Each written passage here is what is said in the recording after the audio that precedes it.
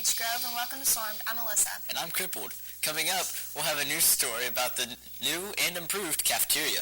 And some Star Wars theories of our YouTube video of the day. But first, here's the picture of the day. It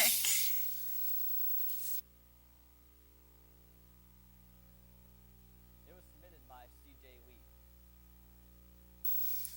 If you have a great shot you want us to share, email or text it to us at bgswarmed.k12.in.us. Over fall break, our cafeteria went through some renovations. Adrian Heckler has the story.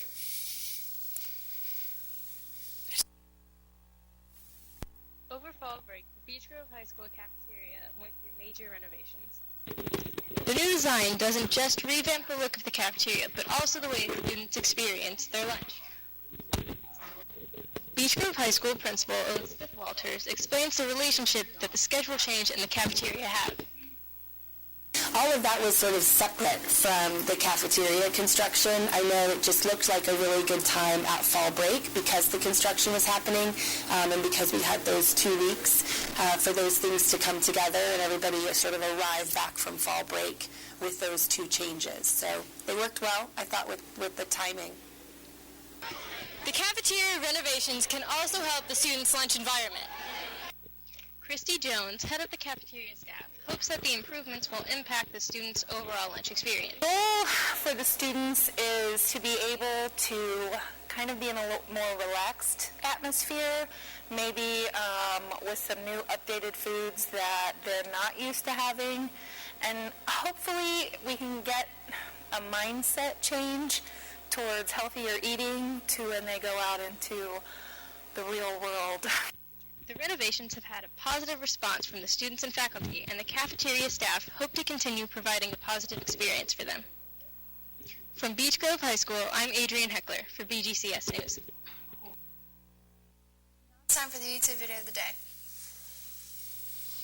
No, but it's awesome.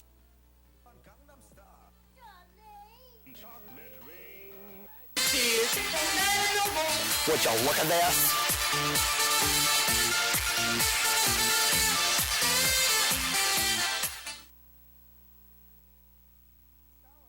Awakens has been on the minds of many people who have seen it. And there are already many theories about the characters and the upcoming movies. So we wanted to share with you 5 theories that earliest Star Wars films.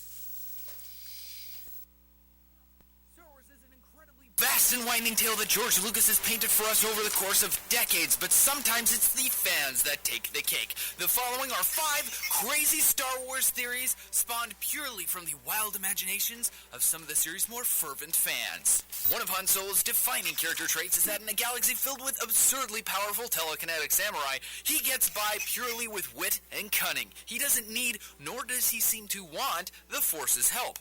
An early theory would contradict this, suggesting he unwittingly possesses the mystical universal energy anyway. But where does this notion take root? In numerous places. Take Han's effortless journey through an asteroid field that C-3PO claimed was near impossible to navigate. Or how about him suffering no long-term ill effects from being frozen in carbonite for a year, despite claims it would kill him? Jedi are known for their hardiness, after all. If nothing else, we think the fact that he seems to be the only person in the galaxy capable of shooting a blaster straight could be proof of this. During the Galactic Senate scene in Episode 1, a whole myriad of diverse alien races were seen rabble-rousing like a high school debate club. Among them were some who appeared very similar to a certain E.T.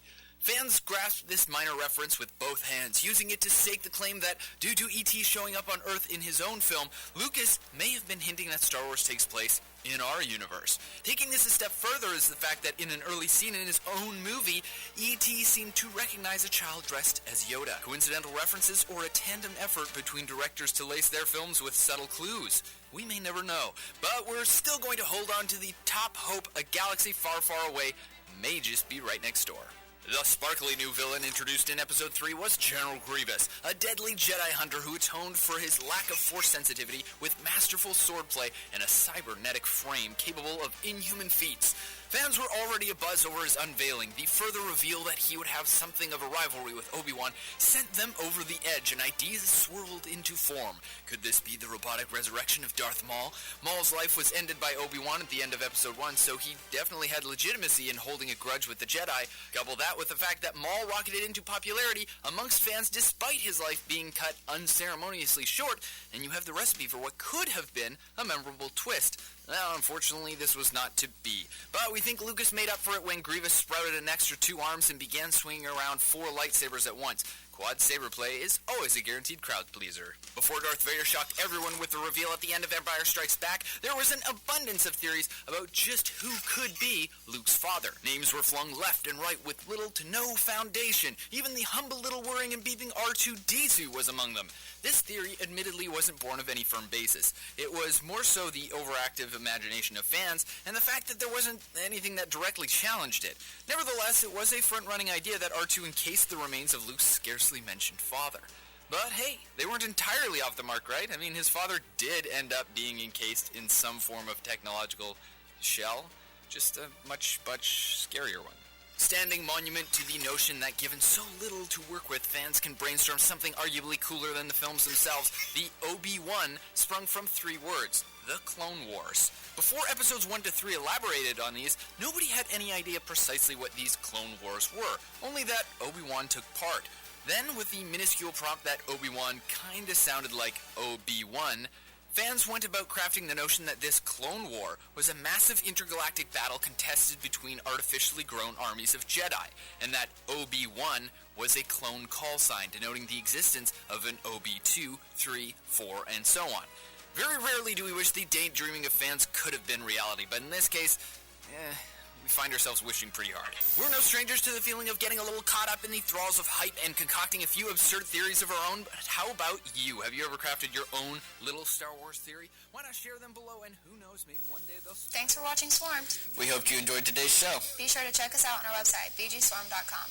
And follow us on Twitter at BGSwarmed. I'm Alyssa. And I'm still crippled. Have a great day.